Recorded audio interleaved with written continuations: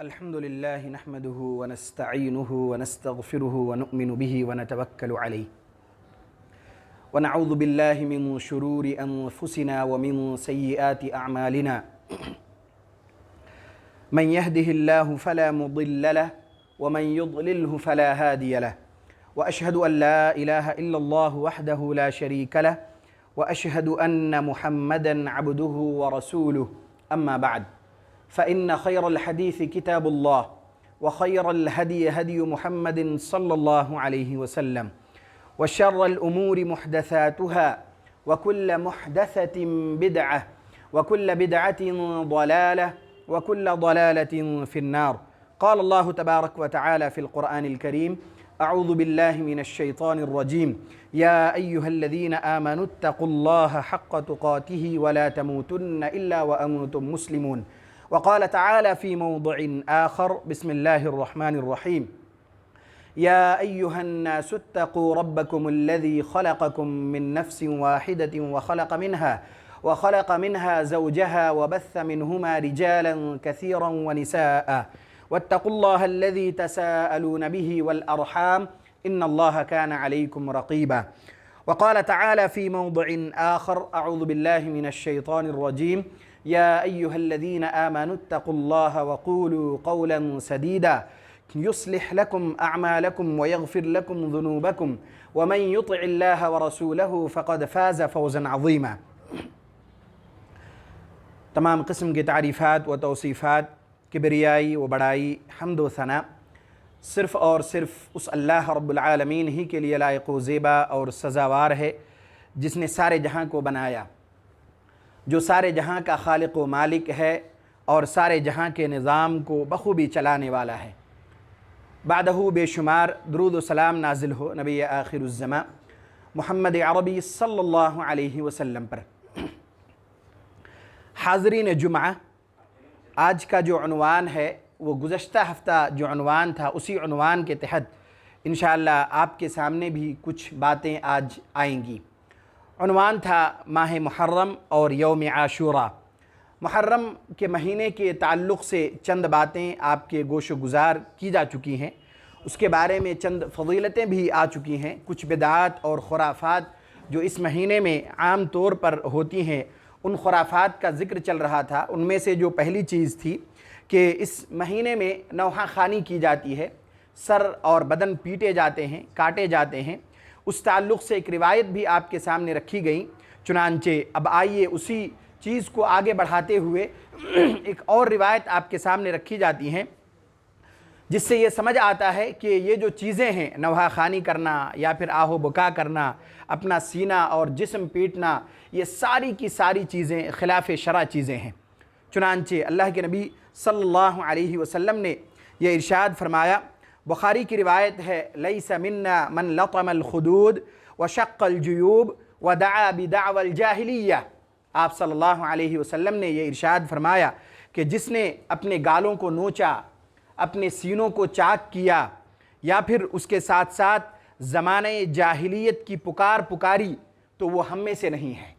اللہ کے نبی صلی اللہ علیہ وسلم کا یہ فرمان اس بات پر دال ہے، اس بات پر دلالت کرتی ہے کہ یہ ساری چیزیں کرنے والے لوگ اللہ کے نبی صلی اللہ علیہ وسلم کے احکام کی خلاف ورزی اور اللہ کے احکام کی خلاف ورزی کرنے والے لوگ ہیں۔ یہی وجہ ہے کہ آپ صلی اللہ علیہ وسلم نے یہ ارشاد فرمایا کہ جو بھی یہ عمل کرتا ہے، اپنے گالوں کو نوچے، آہ و بکا کرے، اپنے سینے کو اور پیٹھ کو چاک کرے یا پھر پرانے زمانے یا زمانے جاہلیت کی پکار کو پکارے، آہ و بکا کرے، تو یقین مانیے اللہ کے نبی صلی اللہ علیہ وسلم نے یہ ارشاد فرمایا کہ وہ ہم میں سے نہیں ہے، یعنی ہماری شریعت پر وہ چلنے والا نہیں ہے، گویا کہ انہوں نے قرآن و سنت کی خلاف ورزی کی ہے۔ اب آئیے اس مہینے میں خصوصی طور پر ایک بدعت یا ایک خرافات کہیے کہ ایک فتنہ کہیے جو عام طور پر اس مہینے میں خصوصی طور پر ابھر کر آتی ہیں، وہ یہ ہے کہ صحابہ کرام کو برا بھلا کہنا یا پھر گالی گلوچ دینا یا جو بھی الفاظ ایسے استعمال کرنا جو ان کے شایان شان نہیں ہیں۔ اور ایک بات آپ کے سامنے یہ بھی رکھ دوں کہ ہر آدمی اپنے آپ کو محب رسول، محب صحابہ کرام اپنے آپ کو کہتے ہیں اور ایک دوسرے پر لعن طعن کرتے ہیں اور اپنی جو چیزیں ہیں یا اپنا جو موقف ہے اسے صحیح ثابت کرنے کی کوشش کرتے ہیں اور الگ الگ طریقے سے چیزوں کو بیان کرتے ہیں۔ اب آپ کے سامنے شرح عقیدۃ الطحاویہ میں جو عقیدہ ہماری لکھی گئی ہیں اس عقیدے کو آپ کے سامنے صحابہ کرام کے تئیں وہ عقیدہ آپ کے سامنے پڑھ کر سناتا ہوں، اور ہم میں سے ہر شخص کو صحابہ کرام کے تئیں یہی عقیدہ ہونا چاہیے۔ صحیح اور بالکل مناسب عقیدہ جو اصحاب رسول کے بارے میں ہیں یہ ہونا چاہیے۔ اگر اس میں تھوڑی بھی کمی بیشی ہوئی تو پھر اس کے جو انجام ہے اس عقیدے کے تحت اس انجام کو بھی بیان کیا۔ چنانچہ شرح عقیدۃ الطحاویہ میں لکھا کہ ہمارا صحابہ کرام کے تعلق سے کیا عقیدہ ہے۔ چنانچہ ارشاد فرمایا نحب اصحاب رسول اللہ صلی اللہ علیہ وسلم، ہم اللہ کے رسول صلی اللہ علیہ وسلم کے صحابہ کرام سے محبت کرتے ہیں۔ پہلی چیز کہ عقیدے کا جو مرحلہ ہے ایک ایک کر کے، پہلی چیز کہ ہم اصحاب سے صحابہ کرام سے رضوان اللہ علیہم اجمعین ہم ان سے کیا کرتے ہیں؟ محبت کرتے ہیں۔ اس کے بعد ولا نفرط فی حب احد منہم، اور ہم محبت تو کرتے ہیں لیکن ان کے مقام و مرتبے میں غلو نہیں کرتے، یعنی ان کے مقام کو اتنا نہیں بڑھا دیتے جو رسول سے بھی بڑھ کر ہو جائیں، یا ان کے مقام میں ہم اتنا گرا نہیں دیتے جو عام انسان سے بھی کیا کر دیں، ہم گرا دیں یا اسے برا بھلا کہیں، ایسا نہیں کرتے، بلکہ ان کا جو مقام اللہ تبارک و تعالیٰ نے انہیں دی ہیں وہ مقام ہم انہیں دیتے ہیں۔ جو مقام و مرتبہ اللہ تبارک و تعالیٰ نے صحابہ کرام کو دی ہیں ہم وہ مقام دیتے ہیں، اس میں افراط و تفریط سے کام نہیں لیتے، اس میں نہ غلو کرتے ہیں اور نہ ہی بہت زیادہ پست کر دیتے ہیں کہ عام انسانوں سے بھی قد ان کا کیا کر دیں، گرا دیں، ایسا ہم نہیں کرتے۔ ولا نتبرأ من احد منہم، اور ان میں سے کسی سے ہم براءت کا اعلان بھی نہیں کرتے، ایسا نہیں کرتے کہ ہاں وہ جو بھی ہے جیسا بھی ہے، ایسا بھی نہیں کرتے، ہم سب سے محبت کرتے ہیں، ایکول محبت کرتے ہیں، اور یہی اللہ کے نبی صلی اللہ علیہ وسلم کا فرمان بھی ہے کہ اصحاب سے کیا کیے جائیں، ایک طرح سے محبت کیے جائیں، ان کا جو مقام و مرتبہ اللہ تبارک و تعالیٰ نے انہیں دی ہیں وہ مقام و مرتبہ انہیں دیے جائیں۔ وَنُبْغِضُ مَنْ يُبْغِضُهُمْ وَبِغَيْرِ الْخَيْرِ يَذْكُرُهُمْ، اور ہم ان لوگوں سے بغض رکھتے ہیں جو صحابہ کرام سے بغض رکھتے ہیں، یا پھر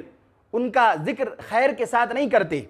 برائی کے ساتھ کرتے ہیں، ہم ان سے بھی بغض رکھتے ہیں۔ وَلَا نَذْكُرُهُمْ إِلَّا بِخَيْرٍ، اور ہم جب بھی صحابہ کرام کا ذکر کرتے ہیں خیر اور بھلائی کے ساتھ ہی کرتے ہیں، خیر اور بھلائی کے ساتھ ہی کرتے ہیں۔ کبھی بھی ہم اپنی زبان پر صحابہ کرام کے تئیں غلط الفاظ یا ایسے الفاظ جو ان کے شایان شان نہ ہوں کبھی ہم نے استعمال نہیں کی۔ وَلَا نَذْكُرُهُمْ إِلَّا بِخَيْرٍ، کہ ہم ان کا ذکر صرف اور صرف خیر کے ساتھ کرتے ہیں، یہ ہمارا عقیدہ ہے۔ وَحُبُّهُمْ دِينٌ وَإِيمَانٌ وَإِحْسَانٌ، اور آگے یہ بھی ارشاد فرمایا کہ ان سے محبت کرنا یعنی صحابہ کرام سے محبت کرنا، اور جب بھی یہ بات آپ کے سامنے آئے، وضاحت اس لیے کر رہا ہوں کہ بعض دفعہ افراط و تفریط سے کام لیے جاتے ہیں، غلو کیے جاتے ہیں، اس لیے ان سے محبت کرنا یعنی جو ان کے محبت کرنے کا مقام ہے جو اللہ نے انہیں دیا ہے ان سے محبت کرنا یہ دین و ایمان اور احسان کا حصہ بھی ہے۔ اس کے بعد آگے وَبُغْضُهُمْ كُفْرٌ وَنِفَاقٌ وَطُغْيَانٌ، اور ان سے بغض رکھنا، ان کے تئیں دل میں کینہ کپٹ رکھنا، ان کو برا بھلا کہنا، یہ انکار ہے، کفر ہے، فسق ہے اور شرارت ہے۔ یہ صحیح اور مناسب عقیدہ ہے صحابہ کرام کے تئیں، چاہے جو بھی اپنی طرف سے یا اپنے الفاظ یا حب رسول یا حب صحابہ کرام کے نام پر جو بھی چیزیں الگ الگ چیزیں اپنے طور پر رکھیں، اگر یہ عقیدہ صحابہ کرام کے تئیں ان کا نہیں ہے تو پھر یقین جانیے کہ ان کا عقیدہ بھی درست نہیں ہے۔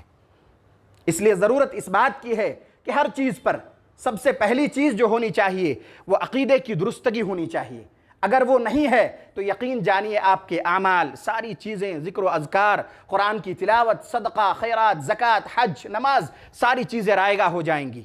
اس لیے عقیدہ اتنا امپورٹنٹ ہے کہ ہر لمحے پر اور ہر جگہ پر جس طرح عقیدہ رکھنے کا حکم دیا گیا ہے اسی طرح عقیدے کو رکھنے کی ضرورت ہے، نہ اس میں اپنی طرف سے بڑھانے کی ضرورت ہے اور نہ ہی اس میں اپنی طرف سے ہم کم کر سکتے ہیں۔ صحابہ کرام کے تئیں یہ ہمارا عقیدہ ہے۔ اب آپ کے سامنے یہ چیز بالکل واضح ہو گئی، اب چاہے باہر کوئی کچھ بولے کوئی فرق نہیں پڑتا، کسی کے باتوں سے، کسی کے لان تان سے، کسی کے کچھ کہہ دینے سے کوئی فرق نہیں پڑتا۔ لوگ یہ کہتے پھرتے ہیں، آپ نے بھی سنا ہوگا، ویڈیوز میں دیکھے ہوں گے کہ ہم صحابہ کرام سے محبت نہیں کرتے۔ نہیں، یہ ہمارا عقیدہ ہے، ہمارا عقیدہ یہ ہے۔ اب آپ دیکھ لو کہ ہم کس طرح ان سے محبت کرتے ہیں اور آپ کس طرح کرتے ہیں۔ اس لیے اس مہینے میں جو ایک برائی بہت خصوصی طور پر انجام دی جاتی ہے وہ یہ ہے کہ صحابہ کرام کو برا بھلا کہا جاتا ہے۔ قرآن کی اس آیت کو انہیں یاد رکھنے کی ضرورت ہے، جس میں اللہ تبارک و تعالیٰ نے خصوصی طور پر صحابہ کرام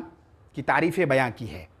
اگر ایک آدمی اس آیت کو یاد رکھ لے، اس کے معانی اور مفاہیم کو یاد رکھ لے، تو کبھی ان کی زبان پر یا ان کی زبان یہ جرأت نہیں کر سکتی کہ صحابہ کرام کے تئیں اپنی زبان سے اس طرح کے الفاظ وہ کیا کریں، استعمال کریں۔ چنانچہ اللہ تبارک و تعالیٰ نے ارشاد فرمایا، سورہ فتح کی آیت ہے، محمد الرسول اللہ،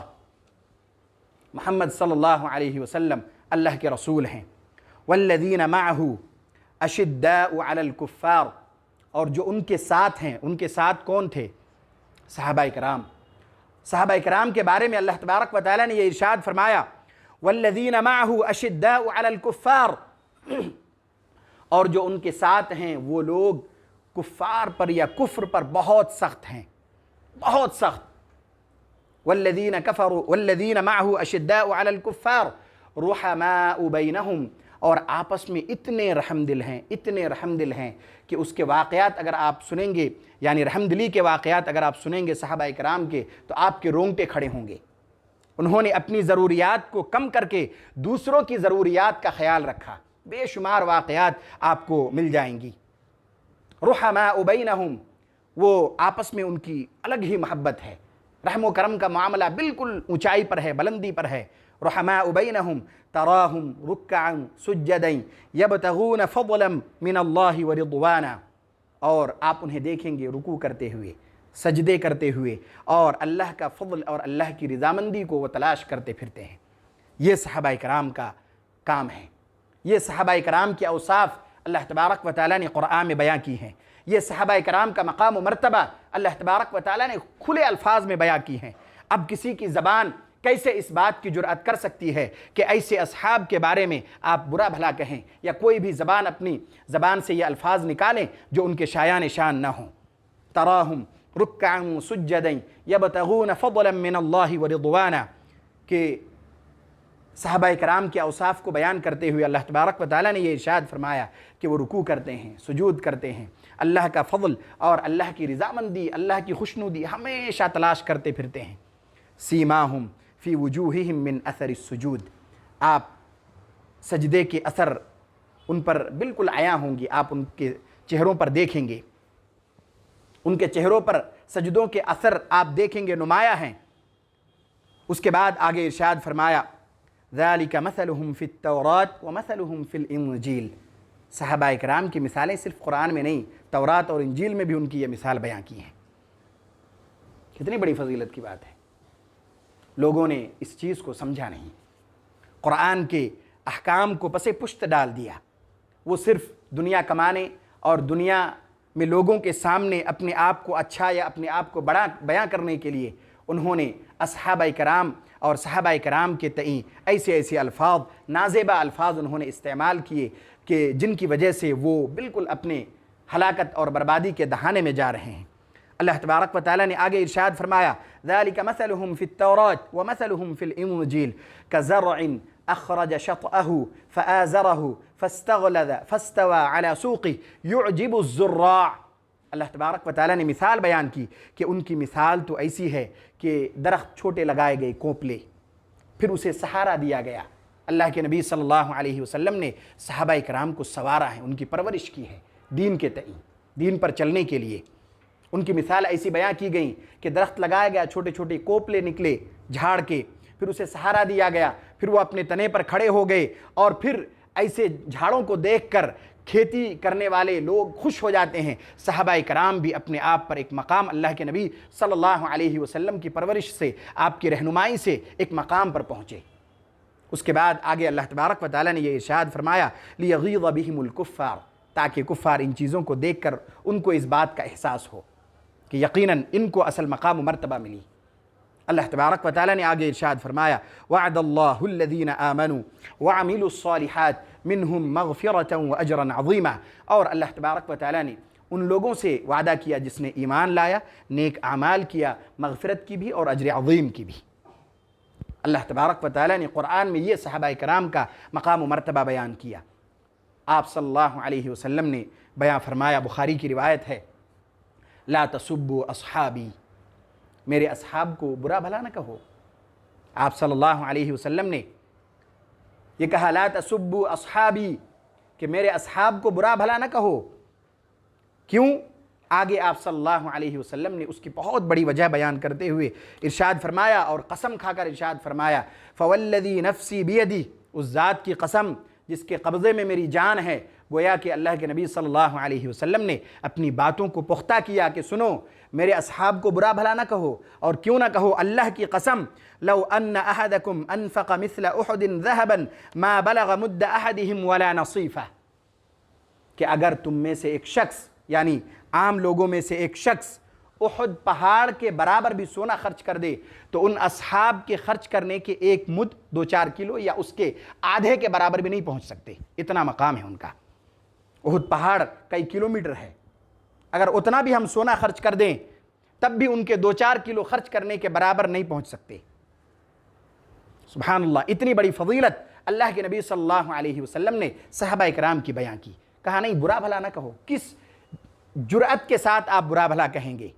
جب اللہ کے نبی صلی اللہ علیہ وسلم نے یہ مقام و مرتبہ ان کا بیان کیا، اللہ تبارک و تعالیٰ نے ان کو یہ مقام و مرتبہ دیا، اور آپ صلی اللہ علیہ وسلم نے یہ کہا کہ تم احد پہاڑ کے برابر بھی اگر سونا خرچ کر ڈالو تو ان کے ایک مد یا اس کے آدھے کے برابر بھی نہیں پہنچ سکتے۔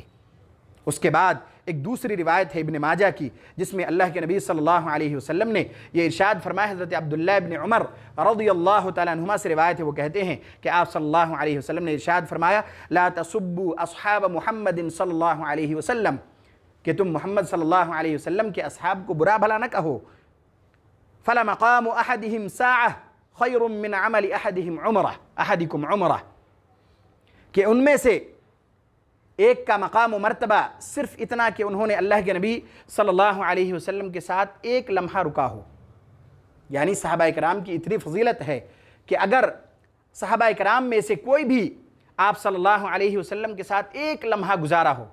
5 منٹ 10 منٹ، اور پھر پوری زندگی کبھی اس نے آپ صلی اللہ علیہ وسلم سے ملاقات نہ کی ہو، تو آپ صلی اللہ علیہ وسلم نے یہ ارشاد فرمایا کہ تم میں سے ایک شخص پوری عمر بھی اگر عبادت کر لے تو ان کے اس مقام کے برابر کو نہیں پہنچ سکتے۔ اتنی بڑی فضیلت آپ صلی اللہ علیہ وسلم نے صحابہ کرام کی بیان کی۔ لا تسبوا اصحاب محمد، کہ محمد کے اصحاب کو صلی اللہ علیہ وسلم برا بھلا نہ کہو۔ فلمقام احدہم ساعہ خیر من عمل احدکم عمرہ، کہ ان کا ایک لمحہ آپ صلی اللہ علیہ وسلم کے ساتھ گزرنا تمہارے پوری زندگی کے عمل سے بہتر ہے۔ پوری زندگی کے عمل سے 60 سالہ 70 سالہ 100 سالہ عمل کے سے بھی زیادہ بہتر ہے۔ اس کے بعد آئیے ایک بہت اہم چیز مختصر طور پر آپ کے سامنے رکھتا ہوں، تاکہ یہ جو مہینہ ہے اس کی جو فضیلت جس کی وجہ سے ہے اس میں کسی طرح کی الجھن نہ ہو، جسے ہم یوم عاشوراء کہتے ہیں، جس کے روزہ رکھنے کی بہت فضیلت ہے۔ اللہ کے نبی صلی اللہ علیہ وسلم نے یہ ارشاد فرمایا کہ جو شخص یوم عاشوراء کا روزہ رکھتا ہے، یکفر السنۃ الماضیہ، کہ گزشتہ 1 سال کا گناہ بخش دیا جاتا ہے۔ اور اس کی فضیلت کو بیان کرتے ہوئے اللہ کے نبی صلی اللہ علیہ وسلم نے یہ ارشاد فرمایا، مسلم کی روایت ہے، افضل الصیام بعد رمضان شہر اللہ المحرم، کہ رمضان کے بعد سب سے افضل روزہ یہ محرم کا روزہ ہے، یعنی یوم عاشوراء کا۔ وافضل الصلاة بعد الفریضہ صلاة اللیل، اور فرض نماز کے بعد سب سے افضل نماز یہ رات کی نماز ہے۔ اس کے بعد حضرت عبداللہ ابن عباس رضی اللہ تعالیٰ عنہما سے روایت ہے، بخاری ہی کی روایت ہے، وہ کہتے ہیں، ما رأیت النبی صلی اللہ علیہ وسلم یتحرى صیام یوم فضلہ علی غیرہ الا هذا اليوم یوم عاشوراء وهذا الشهر یعنی شہر رمضان۔ حضرت عبداللہ ابن عباس رضی اللہ تعالیٰ عنہما کہتے ہیں کہ میں نے اللہ کے نبی صلی اللہ علیہ وسلم کو کوئی بھی روزہ کسی روزے پر فضیلت دیتے ہوئے رکھتے ہوئے نہیں دیکھا۔ یعنی مثال کے طور پر آپ ایام بیض کے روزے لے لیجئے، 3 روزے رکھنے ہیں، ان میں سے کسی روزے کو آپ صلی اللہ علیہ وسلم نے فضیلت نہیں دی تینوں پر، کہ 13ویں دن زیادہ فضیلت والا ہے، 14ویں دن کم ہیں، اس طرح آپ نے نہیں کی، سوائے 2 روزوں کے۔ یوم عاشوراء کے روزے کو آپ دیگر روزوں یعنی رمضان کو چھوڑ کر یوم عاشوراء کے روزے کو دیگر روزوں پر فضیلت دے کر رکھا کرتے تھے، اور رمضان کا روزہ تو فرض ہے تو تمام روزوں سے زیادہ افضل ہے، تو وہ آٹومیٹکلی وہ فضیلت والا بن جاتا ہے، تو آپ اس کو فضیلت دے کر رکھا کرتے تھے۔ حضرت عبداللہ ابن عباس رضی اللہ تعالیٰ عنہما کہتے ہیں کہ میں نے کبھی نہیں دیکھا کہ آپ ان دو روزوں کے علاوہ، یعنی رمضان کا روزہ اور یوم عاشورہ کا روزہ، ان کے علاوہ کسی روزے کو ایک دوسرے پر فضیلت دے کر رکھتے ہوں، لیکن ان دونوں کو رکھتے ہیں، یعنی اس کی ایک الگ فضیلت اللہ کے نبی صلی اللہ علیہ وسلم نے آپ کے اپنے عمل سے آپ نے بیان فرمایا۔ اس کے بعد آئیے ایک چیز سمجھتے ہیں اور بہت آسان الفاظ میں سمجھتے ہیں کہ یوم عاشورہ کا روزہ کس طرح رکھا جائے۔ اس میں بعض دفعہ الجھنیں ہوتی ہیں، ہر سال تقریباً یہ بتائی بھی جاتی ہیں کہ کس طرح رکھے جائیں۔ اصل یوم عاشورہ کہتے ہیں 10 محرم کو، کہ کیا کیے جائیں؟ 10 محرم کے روزے رکھے جائیں۔ اللہ کے نبی صلی اللہ علیہ وسلم کا یہ معمول تھا، جب تک آپ پر یا آپ کو یہ حکم نہ دیا گیا تھا کہ آپ اہل کتاب کی مخالفت کریں، اس وقت تک آپ یہ کوشش کرتے کہ جب کوئی چیز، کوئی حکم نازل نہ ہوا ہو تو کوئی کام جب کرتے تو اہل کتاب کی موافقت کرتے تھے۔ پھر اللہ تبارک و تعالیٰ نے آپ کو یہ حکم دیا کہ اہل کتاب یہود و نصارہ کی آپ مخالفت کریں عمل کرتے ہوئے۔ تو اللہ کے نبی صلی اللہ علیہ وسلم نے یہ جو یوم عاشورہ کا روزہ ہے 10 محرم کو ہی رکھا کرتے تھے، سارے لوگ رکھتے تھے۔ جب آپ مدینہ آئے، ایک روایت میں ہے جب آپ مدینہ آئے تو آپ یہودیوں کو رکھتے ہوئے دیکھا، مسلم کی روایت ہے، آپ نے پوچھا تم کیوں رکھتے ہو یہ روزے؟ انہوں نے کہا کہ ان کا یہ اپنا ماننا تھا، انہوں نے یہ کہا کہ اس دن حضرت موسیٰ علیہ السلام کو فرعون سے نجات ملی، فرعون غرق ہوا، تو ہم اس دن شکرانے کے طور پر حضرت موسیٰ علیہ السلام نے بھی روزے رکھے، اس لیے ہم بھی رکھتے ہیں۔ اللہ کے نبی صلی اللہ علیہ وسلم نے یہ ارشاد فرمایا کہ ہمارا تعلق حضرت موسیٰ علیہ السلام سے زیادہ ہے، ہم زیادہ اس بات کے حقدار ہیں کہ ہم اس دن کیا کریں؟ روزے رکھیں۔ یہ بھی اس کی ایک فضیلت ہے۔ تو اللہ کے نبی صلی اللہ علیہ وسلم کو جب اس بات کا حکم ہوا کہ جب آپ کوئی بھی عمل کریں تو آپ اس میں اہل کتاب کی مخالفت کریں، تو اللہ کے نبی صلی اللہ علیہ وسلم نے، مسلم کی روایت ہے، آپ نے یہ ارشاد فرمایا فَإِذَا كَانَ الْعَامُ الْمُقْبِلِ إِن شَاءَ اللَّهُ صُمْنَا الْيَوْمَ التَّاسِعَ، کہ جب آئندہ سال ہوگا اور یوم عاشورہ کا روزہ آئے گا تو میں اس کے ساتھ ساتھ 9 تاریخ کا بھی روزہ کیا کروں گا؟ رکھوں گا، یعنی یوم عاشورہ کے ساتھ 10 محرم کے ساتھ ساتھ 9 محرم کو بھی روزہ رکھوں گا۔ یہ اللہ کے نبی صلی اللہ علیہ وسلم نے ارشاد فرمایا، اور اس سال کے آتے آتے پہلے آپ کا اس دنیا کو آپ نے خیر باد کہہ دیا۔ تو گویا کہ اگر روزہ آدمی رکھے، اگر صرف کیا کرے یوم عاشورہ کا روزہ ہی رکھ لے تب بھی کافی ہے، لیکن چونکہ اللہ کے نبی صلی اللہ علیہ وسلم کی یہ خواہش تھی، آپ نے یہ کہا کہ میں آئندہ سال جب آئے گا تو میں 9 محرم کو بھی روزہ کیا کروں گا؟ رکھوں گا، تو زیادہ بہتر اور زیادہ فضیلت والا عمل یہی ہے کہ 9 اور 10 کیا کرے آدمی؟ ملا کر رکھے۔ اب ایک روایت ہے جس میں یہ کہا کہ آپ نے پہلے یا بعد کا ذکر فرمایا کہ یا تو ایک پہلے رکھ لو یا بعد میں رکھ لو۔ اصل میں سمجھنے کی بات یہ ہے کہ مخالفت کی بات آئی، اور مخالفت کی بات اس چیز سے بالکل واضح ہو جاتی ہے کہ 10 کے ساتھ 9 کے رکھ لیے جائیں۔ جو بعد والی روایت ہے کہ بعد میں بھی رکھے جائیں، اس میں اصل میں کچھ محدثین نے راویوں میں کچھ اختلافات کیے ہیں، میں مناسب سمجھتا ہوں، اور اہل علم نے اس بات کی وضاحت بھی کی ہے کہ اختلافات میں نہ پڑتے ہوئے سب سے افضل اور سب سے بہتر طریقہ یہی ہے کہ آدمی کیا کرے؟ 9 اور 10 کو رکھے، 9 اور 10 کو رکھ لے۔ مخالفت 10 اور 11 کے ذریعے سے بھی ہوگی کہ 10 اور 11 بھی اگر آدمی رکھے تو مخالفت ہو جائے گی، اور مخالفت اللہ کے نبی صلی اللہ علیہ وسلم کا کیا تھا؟ مقصد بھی تھا۔ لیکن چونکہ آپ صلی اللہ علیہ وسلم نے یہ ذکر فرمایا، آپ نے یہ ذکر فرمایا کہ میں 9 کو رکھوں گا، انشاءاللہ آئندہ جب وقت آئے گا تو میں 9 کو رکھوں گا، اور یہ روایت اس روایت سے جس میں بعد والے کا بھی ذکر ہے، 11 کا بھی ذکر ہے، یہ زیادہ مضبوط ہے، اس لیے زیادہ ضرورت اس بات کی ہے کہ 9 اور 10 کو ہی رکھے جائیں۔ یہ زیادہ فضیلت والا عمل ہے، بہت واضح ہے، زیادہ الجھنوں میں نہ پڑتے ہوئے، زیادہ اختلافات میں نہ پڑتے ہوئے، اور زیادہ ادھر ادھر کی باتوں میں نہ جاتے ہوئے آپ کا اور ہمارا جو کام ہے، جو سب سے افضل طریقہ ہو اسے اختیار کیے جائیں۔ چنانچہ سب سے افضل اور بہتر طریقہ یہی ہے کہ 9 اور 10 کو کیا کیے جائیں؟ رکھے جائیں۔ ایک آخری بات بتا کر آج کی بات کو اختتام تک پہنچاتا ہوں، وہ یہ کہ بہت ساری فضیلتیں یوم عاشورہ کی بیان کی گئی ہے نا، بہت ساری فضیلتیں بیان کی گئی، اور یہ اصول یاد رکھیے، کسی بھی عمل کا اگر کوئی فضیلت بیان کیے جائیں تو اگر وہ فرض نہ ہو تو فرض کے مقام کو نہیں پہنچتا، اگر وہ سنت ہے تو سنت ہی رہے گا، اس کی فضیلتیں بہت بڑی بڑی ہو سکتی ہیں۔ چنانچہ حضرت عائشہ صدیقہ رضی اللہ تعالیٰ عنہ سے روایت ہے، بخاری کی روایت ہے، وہ کہتی ہیں کانت قریش تصوم عاشورہ فی الجاہلیہ، قریش زمانہ جاہلیت میں عاشورہ کا روزہ رکھا کرتے تھے، زمانہ جاہلیت کی بات ہے، وہ رکھا کرتے تھے۔ وکان رسول اللہ صلی اللہ علیہ وسلم یصوم، تو اللہ کے نبی صلی اللہ علیہ وسلم کو جب نبوت ملی تو آپ نے بھی رکھی، تو یہ ہمارے لیے کیا ہو گیا؟